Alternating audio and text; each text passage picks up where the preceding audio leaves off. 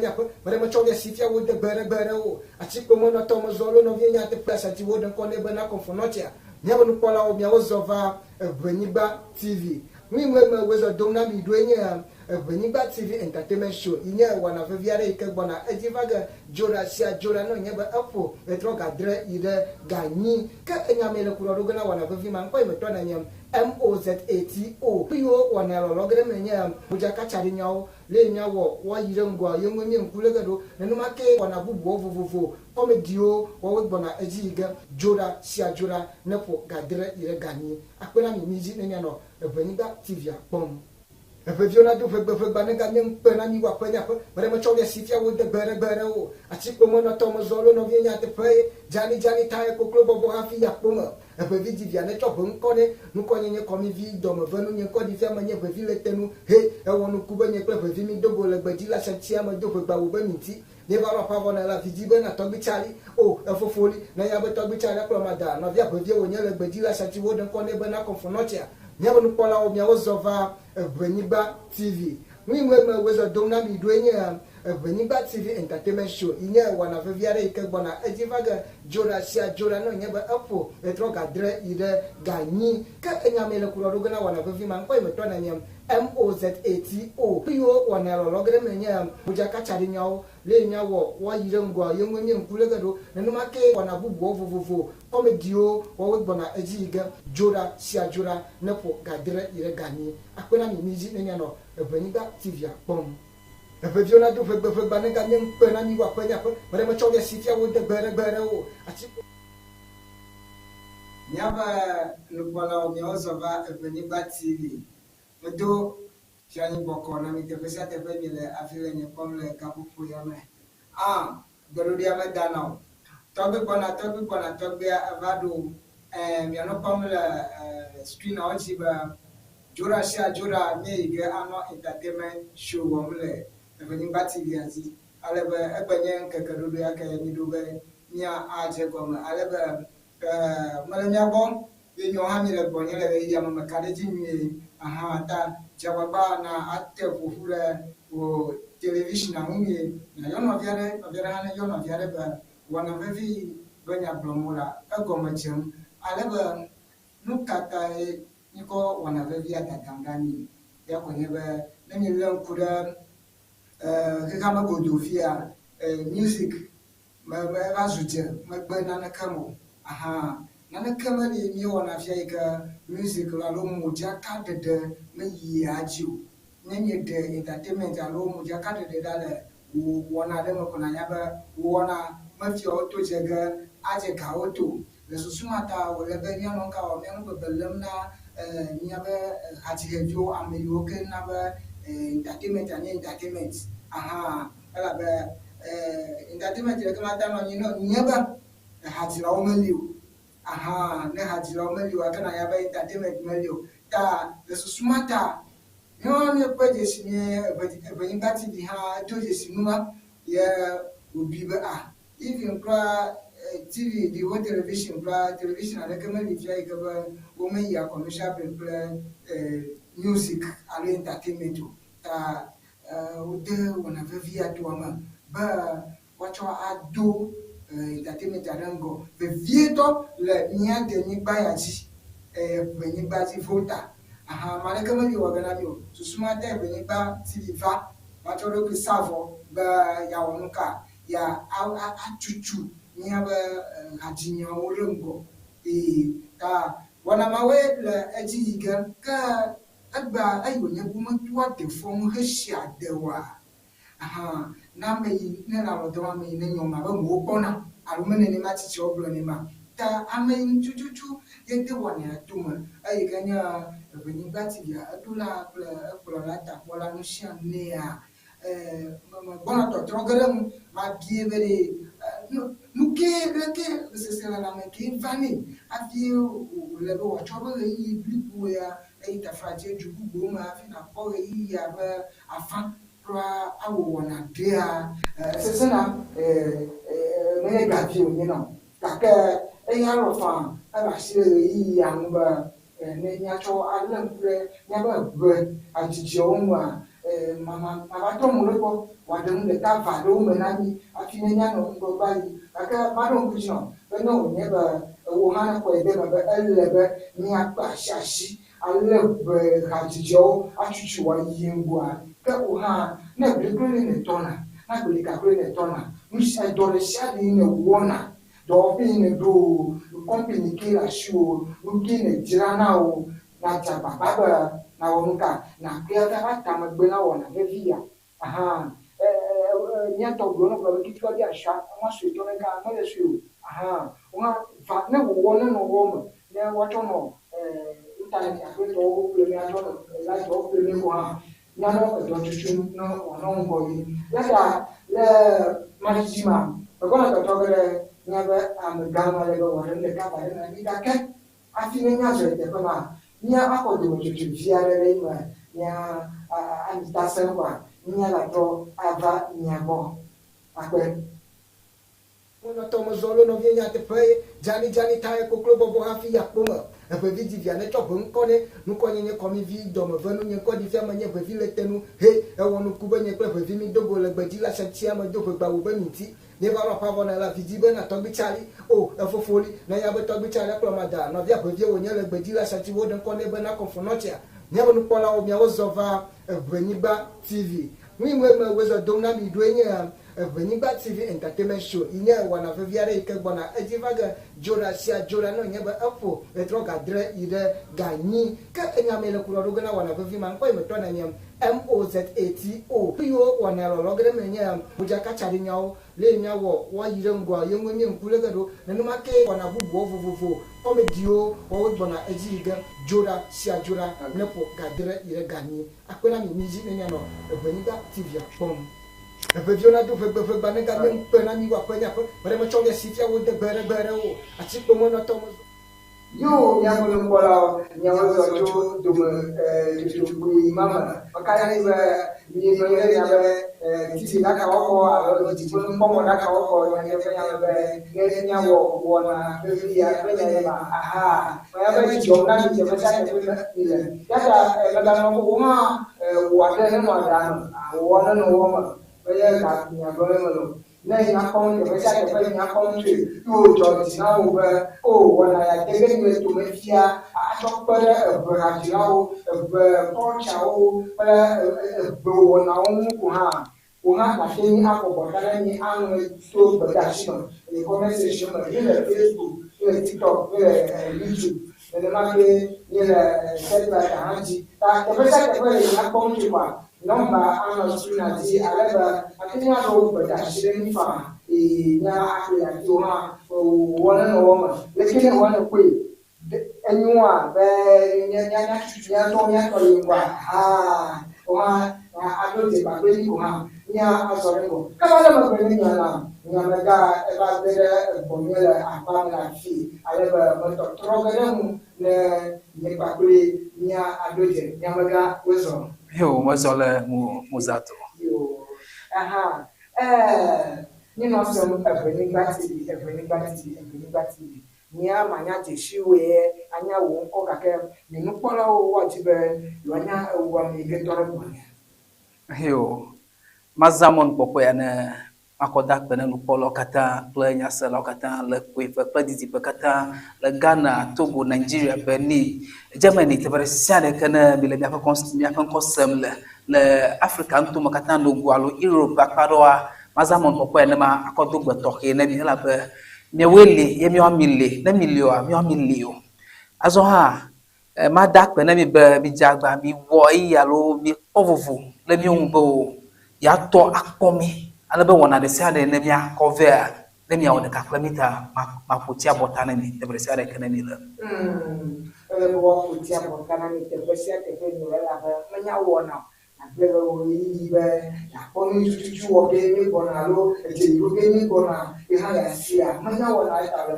ya potia botana ni nyo ma lo me anya na ka do ni wo lo te be ya ni be ni ma ko mo a e ba da ka do no ni le afini na so lo ngwa Roma ye bele si ba to ye ni pomme le o television achi nko ye me to na nye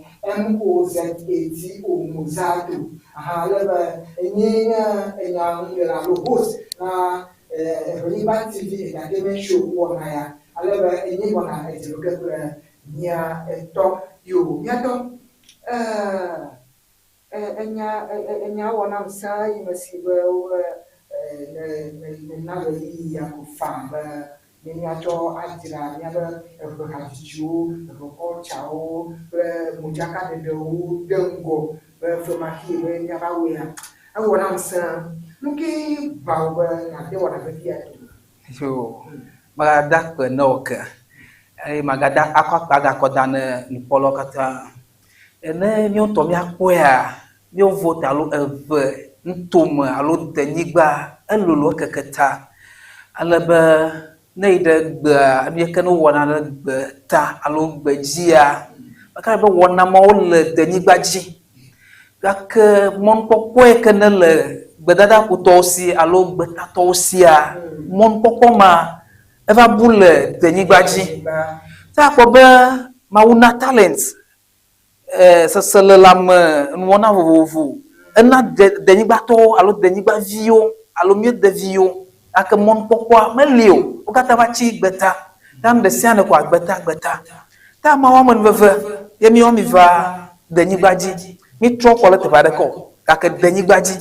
bo no nye be sesele lame ma o ko de lame ne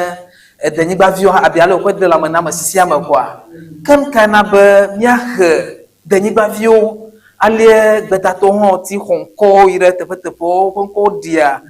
ne mi ata na mo nko ma ne ofe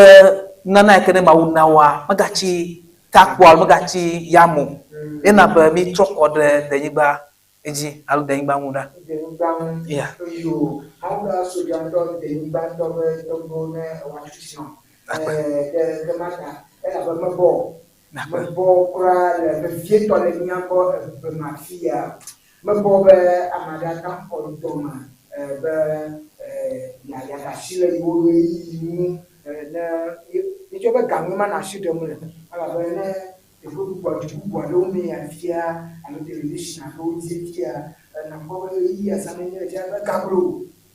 afi na be fa o ma de de fia be ya de be cholo de na ni ate de ba me ga ka ma fia de ne boy be nyaba ebe ajijuru ebe kocharu pre talent o pe ko mai ali anya ayi nimele alo bore pe kwa alo mo ko ko na ko le me ya yo akpa nya ko ma na glo afi amade natem ayingo watem wasamade penko no ma hin no viade alo amade nyina na wola afi alo asiare chala afi ase onko anu nye be media melemuwa alo tv alo radio melemuwa amia ati aho ihemanie nana tohiade alo bliboade akano nye be media melemuwa mai te bare ko ka te bare kai no la te bare kama kwa no ka bo media ya dobubru amie pe nu wona wafi iheme kata nugo ate ase alo adobubru wasi chacha afi iheme kata nugo ate hu nyabe o asimasi ha asiye chamole nye o malanu yedi maple nyama diva I invest le asi chacha eme tano nyaba media malemu wa mai ado te bare ko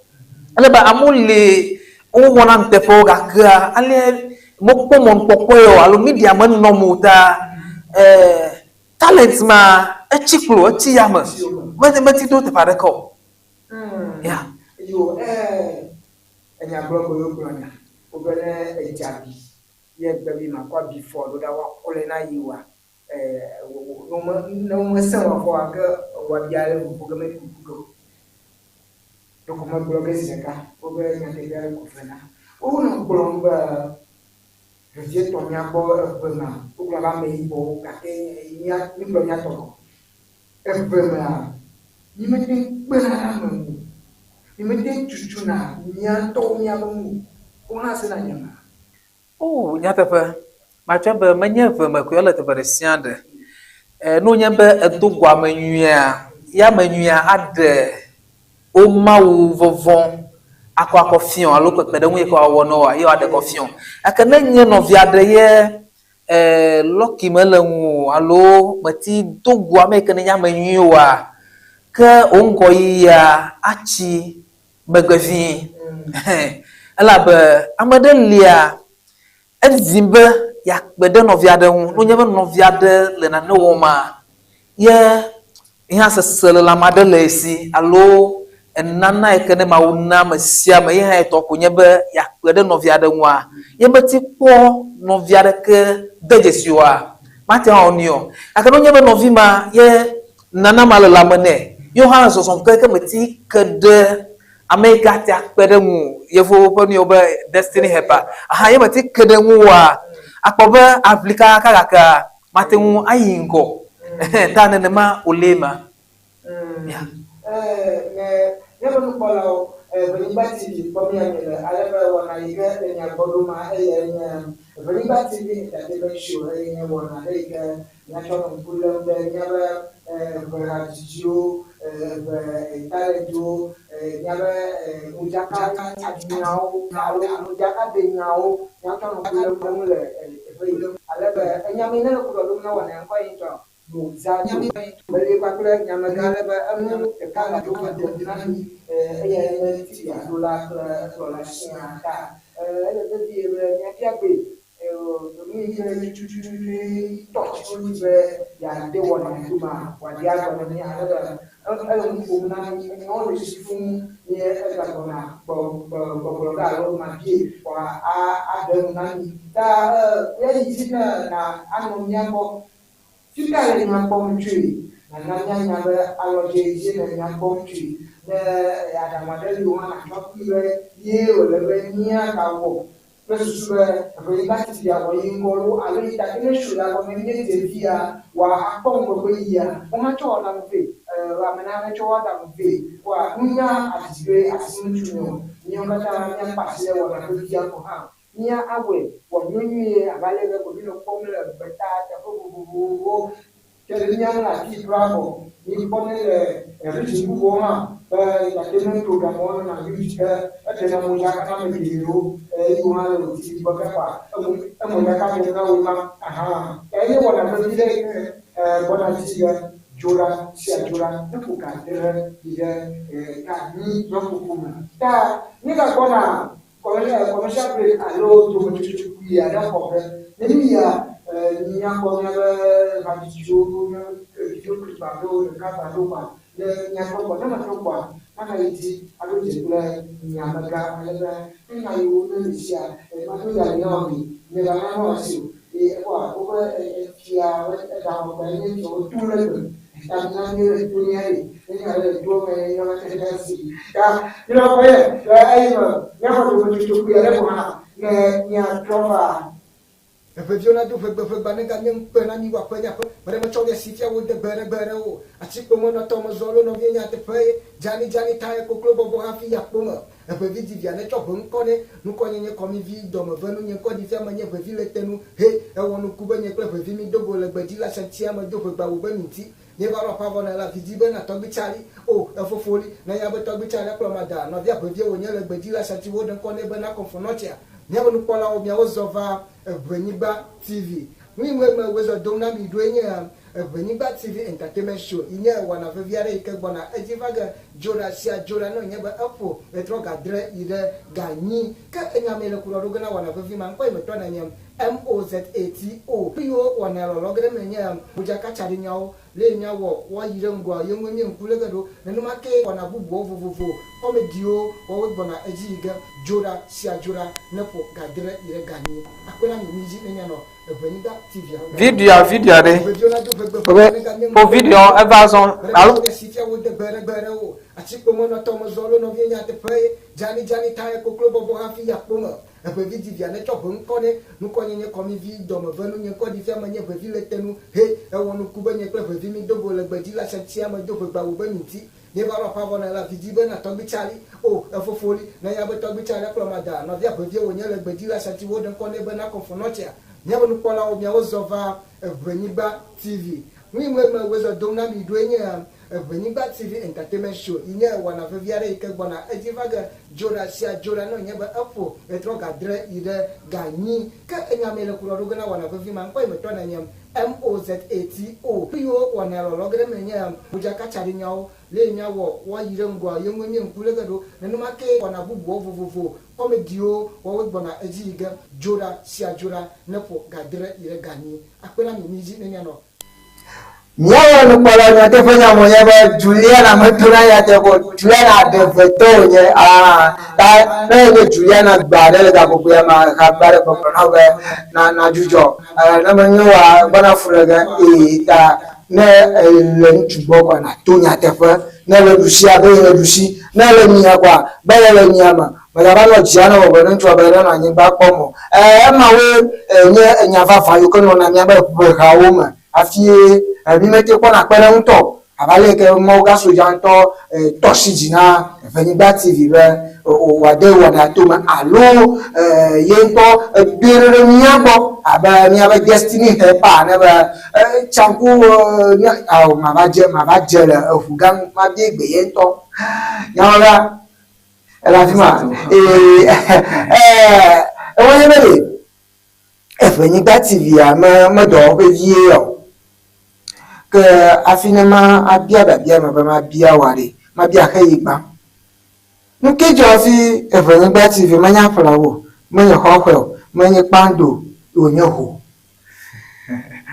ayo abia babia nwi na die eho ha Venigba kwe ebadua anlo ekeketa aso ha godogodo a tepereka ko miatemu aje na mi jete bereka godogodo a ama no vide sia de kana le logo te bere sia de kwa plawo ho keta o dabala o kachio wasemi onko godogodo te bereka ko mia aje aso na to ana nya ehwenye capital city na Volta na mi akon pola masia manya ehwenye na capital city ta en mana be mi kwe vagebo was amasia ma capital city la kwe okay ela amafie be bi ko de kelemena jugu wale awo abojo kata ko mi wena abojo kata ko apekaka emokofa ke miazore ngo nele kude afioba mede do TV station alo jagba kaka be TV ado satellite dia menya view nyena menya view nyena kra alebe nyeto media person me yo menya nya ye bia be male alo nya ye bia me male nyeto menya de fika lo do achu de ne polo do de chu nya be Venigba ji yeta o te dun sewbe na ayire to ya ji alo na chegoma le Venigba ji yo ak ba macho bedada gan kona mauga ji plan ba wala ala be mauma no me a ebe hotulo la hotun akano ye maumele mu a ogo wojojuro ala maule ma na won kwa awoka adaglibo ala tu yi vele ha macho bedada kona Venigba TV management ala be management macho bedada akona management ha ala be we haina afi Venigba TV eva trust Venigba TV ba ala ba kami jago ma le online mi jago ma chui kama wa man veve le agbabajeje na management alo board ye uti jagba le takwativu ba o ejebe no jebe o wanema detector ha naturally yaselali ha okay kanu nya na made nya jagba ko de because men look the new Venigba TV vet of Volta gya TV station at TV station meli yebo anyo ba ukata mawudo kwe no nyebe mia wele te popo bua kan na ba nya ta baba ko va Venigba ji alu nya Venigba ji ale be sohian lo Venigba to apo de gomalema ta anmana ba mala pe da no ta o ma no me alo ma o ga ma no me a ba kare ji ba Enyigba TV a ma no anyo ta Enyigba TV a mi wo na bedu play kata aja ni wana eve jubli bo akata e George na mia eve awo ha be mi ngoyi abe eyawe chuchuna be jukode alo chuchuna jukode ngo gake enyayi metibe emene ko na mbede fika polo duocho fika po financial yere they support never financial ya do mai jiruru bo nyaba fia ogbo de alodure do fanawa okay yo magada peke na sel chonyen fofoma mauga manome na neke manye na neko da gban to mauga famon veve la be amuta baba be awe kaka mele bobo ne mo mele bobo yo ka boa Enyigba TV a management alo board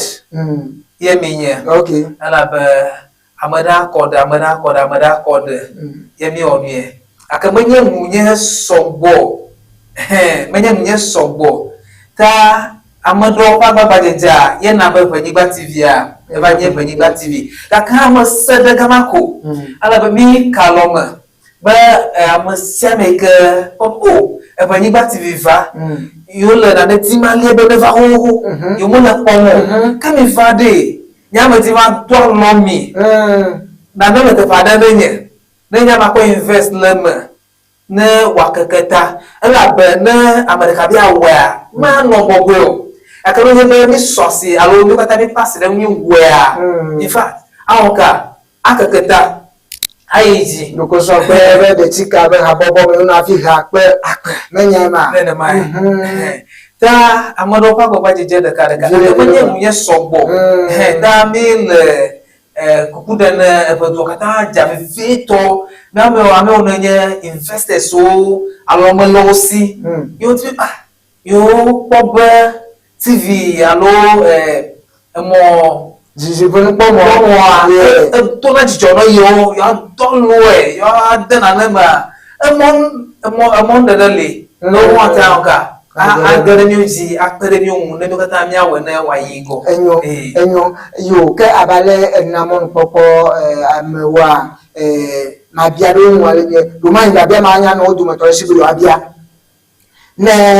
amare be bia ba do lo Enyigba TV to vovo na do man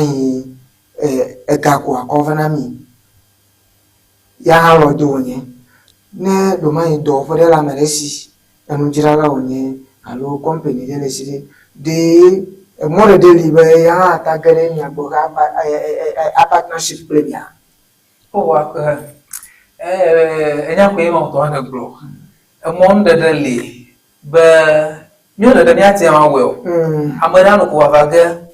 akotove abakopedun amara akoto abakopedun abe partnership alododo alo de ka owo anabe menye gako ne ko gave ha fa mi akwe ne ko gave mi akọ akọpọ na ne de cover ogbo no nye product ade de gakove ha e ko mi atin ga convert alo trailer gapo no mo ha iha among de ele ta menye ko gako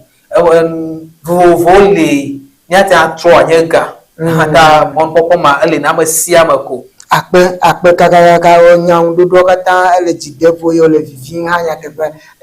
ke nitrogbova nyabe sipiaji kenye Enyigba TV entertainment show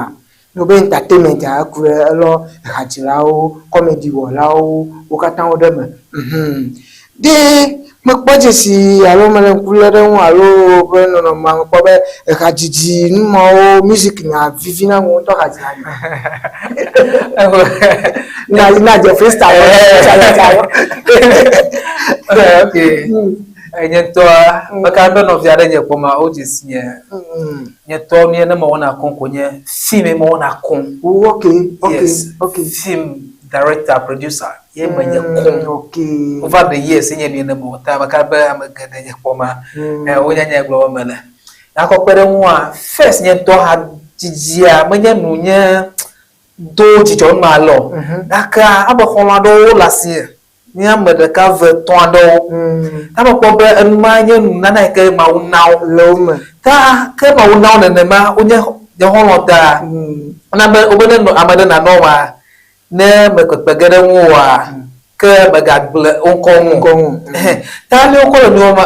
kɔ nɔ ha dzi ma no wonye be nɔviwo nana ma le wo ma edo eva na be dzidzɔkpɔkpɔ aɖe va ge ɖe menye ta woƒe numawɔwɔ woƒe hadzidzi ena be hadzidzi alo hadzilawo woƒe nuwɔna eva la si o tso xɔme dzidzi mele nenema veliawo tsitsɔ ne gblɔ be sɔkplakpa mesakpa dzedze o dana be hadzidzi dana me ɖe hadzi nye hadzila koa ekpɔ be nɔ nana ɖe mawu ne elabene ekpɔ yi he me katã nogo vevietɔ hadzila no xɔ ŋkɔ abe mio nɔvi eɖe Stoneboy Shatawale hawo ame geɖe Mozato xɔ take be enane mawu nawo hae ma mawu unana eme vovovo na wesia me ame ɖe tɔ nye be na va gblɔ mawu nya ame ɖe tɔ nye be wo na dzi ha nɔvi aɖe le aha ɖe malo vevesa ɖe le ane adzia ana be wa ko dɔyɔyɔ be nɔ atikɔwo be kɔdzi o gake wo hae no sa ena be ekpɔ haya le la me ekɔe ta ena be ale mawu kɔnma na me ɖoa kpe be no nana ma kpe be keke ɖe ŋua ɖe le ŋunye ya mate awɔ ne nɔvi mawalo ame ke ne woƒe nana nye ema akpe ɖe wo ele be mawɔ mie ma mia do alo ema ɖeɖe nye yayira blibo yi ke wole be mawu ne wa awɔ nka ayira ɖe dzi na labe edre kuku nye na mi vevietɔ mia eve hadzilawoa enye ŋutɔ hadzila me yo tanya yi gblɔm le amenya enye na ŋusesẽ hafi gake woamie le vedukɔ me abe hadzila ene he ato ŋgba nuyawo nye nuyo ke mi lak na eya ne kɔ vefia ya TV television eya nye kpe mi le ŋuƒofia ame aɖe le dzudzidzi aɖewo me eyo ke womese do ni tso be for example womese Mozato ŋkɔ kpɔ gake to wɔna ya wɔme mi le fia me kɔa ame ɖe le si dze mem le teƒe ɖe ɖa ɖo ma yi fia ame ma ya hã be dzidzi nye be o na ame ɖe dzena ne gɔma ya kpe ɖe ŋu gake yi me ame ɖeke kpɔ ke yi ke mo le nye kpɔ le fia alo akpɔ nɔvi ɖe ke miakplɔ va fi be miawɔ interview na to ema me kɔa ya hã wɔ nka ekpɔ be Destiny Helper ke to Evenyigba TV ƒe dukɔme vavadzia ye mia nɔvi ma yi ŋgɔ ɖo ma yi ya ƒe ŋgɔ be yiyi ke wòayi ɖe ŋgɔ ava zu nane agbɔ va gava kplɔ nɔvia hã kɔ yiyia emɔ katã Evenyigba TV aƒe ŋusẽ me koe ma wòle dɔ le ma ko mekpɔ be enye nu nyui ɖe ma enye nu nyui gake ma bia Evenyigba TV aɖe eƒe neni ya wòva dukɔme Evenyigba TV mi na ƒe ɖeka vɔ mi va mezi o mezi o ta mi le dzi nua me nyi ma oko ye le le ka wa ina ɖevia me kpɔ dzali nɔnɔ ye dze nuƒo wale bɔbɔ yo gake ne nane o ma ele be focus yevo be nanɔ focus azɔ ne nane o ne me le vi ɖe kpɔm egbea no nye be numa ne kɔ ɖo ɖokuiwo dzi be awɔ ɖe edzi me ga ɖe le ƒo nɔ focus ale be amewo abɔ nya amewo adzɔ ale be ade dzi le ƒo gake ɖe de dzi ƒo ne ɖokuiwo be yi ge le Biblia ma Bible minya be ɖe even David efia David a kɔnɔ nuwo me to nye nukpeka mogli tɔtɔa ye ŋutɔ xlɔ nuwo ɖokui ede dzi ƒo na wo ɖokui le Mawu me be enyɔnyɔ ge ele me be futɔwo xɔ aʋa le eŋu gake anyɔ ya yi ŋgɔ nane ele focus a be nu ye be awɔ ye mesamo ƒe negative comments o alo ale no yi me yi nyo ye be awo yi ma kan wa ayi adofi abi adogodo ne bi adogodo awa venu wona ekwe do klota ye ma wa ko do tan we fi ale fi akwara bota ta mawu ko la to si vie kwa erota ne ma chuchu le mi abe music modi ha ne le music wo ma maje ko megba achieve na neke gba alo achieve le nkeke kuire ko mo no matter how talented you are makpo ta bale ke le gbo fia no ho me nya gando wonyina nye no fia re ke anye hajira alo eno fia re nye hajira le nya pon le yi me fia wa to ko no fia ma be nusianu na wola gbema kutiri kuku ye wone me gagbojo me na don ku lot jibe eyo po me gba yo suje ko me ka so yunko ta ne bi asoso na ku na so ete me gak nye ko podu si apo mi o mo so ya mari nya be ni dia mo so ya to ku wo me dia mo ji se sale gbegbe etu aga onye epe wo moji ale mu le moji tomo wole moya ji ale gbegbe kake ne focus le eyige ne focus enya focus mala gbe nya gaero focus ya be abo ile amu de na jama fo to the stand bere abubo no nya te fa mi agbere ma pa vone nya fi me yina matempa nyento maglo story ya eyi me je haji go mere e ka gban to ikemo wa unto ya be ndi sare ya na chego me ye wo pato ni me ka nyu hala unto ji anu jore godo ala be me de ha ye rego ya me ba tere DJ re ngbo ala ga o me ke banga re do fi ama nya vi o e fu ha ka ko pon fu be ni mo po pio ta ma tenjire ha nbo ngata obi anya ma po ni akore fi ya me talent we ni hajiji can you imagine? But I never had band to malo. The first I want a band to pass because I do the studio kwa. Me have a DJ on the time of future bo. When you go DJ for you, ni matanja pio tabu mafajire kwa DJ ni week me ma so hatira. Vo gbemeri. Ya pe yo na mba anyi me ga ha ye re kere go ha de wa. Ekwa ne de ni ha nyeme wo susu ma focus wa. Ego ni mani musato. Bere ni mani musato. Tawa ne gbo ya mawunto ne dasima be ne wa wonka wa zore ngo ne wa fanya tafaje ni me ro ha de yo. Ni le moji Evangelista TV. Ni le moji ta nyokata nya fa dasima. Kele ve vie nye be alo dodo tafaje menyebe ne va be adolo Evangelista TV alo be adolo Evangelista TV entertainment show ya alo ya damegbene ya dogugu ogelo no wonyebe wo ha agbele mai jira na sima yebo ibe ya va damegbena Evangelista TV entertainment show ade no anya pogbobede agbele ma jira mele la sia mele ni ajire now because eya mele kavegere pogele afia teni akweba wonuka ava adamegbena Evangelista TV entertainment show ta jidefo na le no mi ase na le vevere na mi to be atini ava adamegbena Evangelista TV ni mela mareke channel mo be o ya mo do be gan mo do company gan ta mateva adamegbena no ni te la enyo kwa chere va be ava adamegbena Evangelista TV nya popo mo engineer to wo ho be tela do ayire ngo eweke ni awa fi jo ha wata nya bo asima sile nto le fi alebe nto tono na nya polish na obe ambe wana po customer ni ha nya we now leime wo ha na electricity bill khemna mi le wona yaji menye gagbugbo ke ni ona le Evangelista TV alaba gaye Nene mai tuzu ni me kane gbogbo o ha na vary mi ajore mi anu o electricity bill o mi apply data ro ni afo ni akata ni apa si Evangelista TV ya won de waye ngo ile kwa ajuru kwa bere he ni anu ya jikaka osu national TV kwa la be national TV o me de hale ni asi ori me kenya be Evangelista TV ata bazo national TV ta eyama mika bana dumo chuchuku yere ko ga ke na bia ya amaganye gbo afine nyela ba akpo me na bi o clip o dumo to le kare entertainment wa nyele de bi ma ta entertainment le ke me mo po clip alo mo po hajiji o ma lo ake entertainment ke photo viore buka le mo to ni le ha fi o be nya do wona ya te ha awo ni bona video clip ade opoge kakama bia enya ya ameganye gbo afine nya ya va po TV agaye bato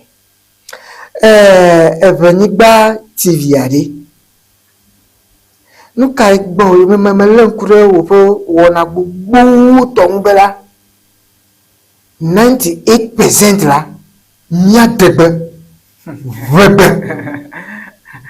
yakwe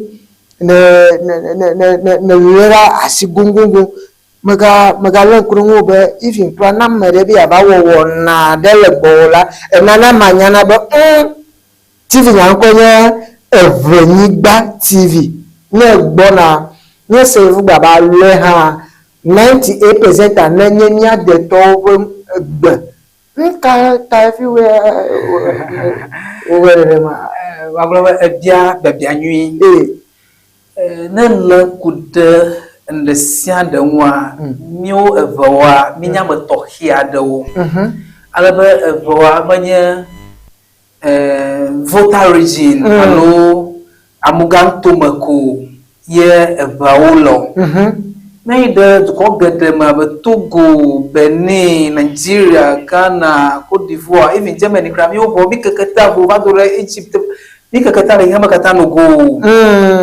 Alaba you biha article bonya. oh wow Yes, Bemase. you bia article bonya. Alaba evigede no somo. Jole de nigbaji de amajo duma. Ka bia aba npeno. Amara onye be nyobe gban ka onye akane bi agam ko le kana gia fe benye de gbogbo evelia le kana gie inye gbogbo evelia no ma ya bade masego no kaka evidence so le amu research wo makuko kata ko be nyo fa bia ekakata to monye view nye ntokia de nye mo khosia de enmana be efanyiba TV a mitbe nya san de ware ka lo